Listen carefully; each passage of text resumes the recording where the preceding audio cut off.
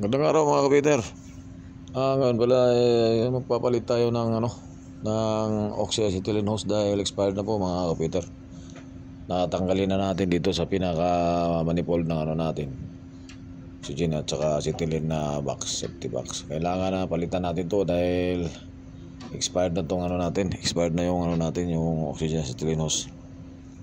Para pag may mga inspection dito sa barko,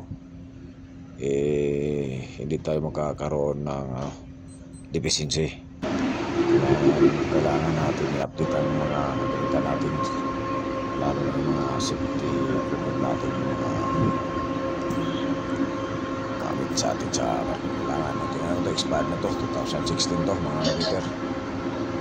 2016 yung gawa nito. Matagal na to, expired na, magpas na sa 5 years. Kaya ngayon, ipapalitan natin ng bago ito. Gagamitin natin itong bago. Itong bago na to, bago ba to? Mga 2024 pa yung gawa nito. Ipapakita ko sa inyo kung kailan to ginawa.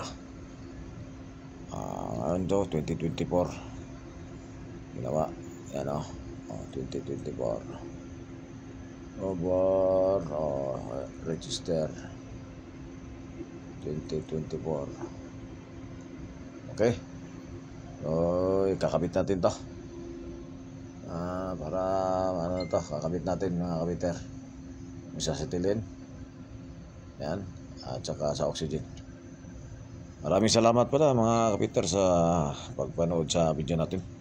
Huwag kalimutan na rin sa pag-subscribe sa YouTube channel natin. Thank you and God bless you all.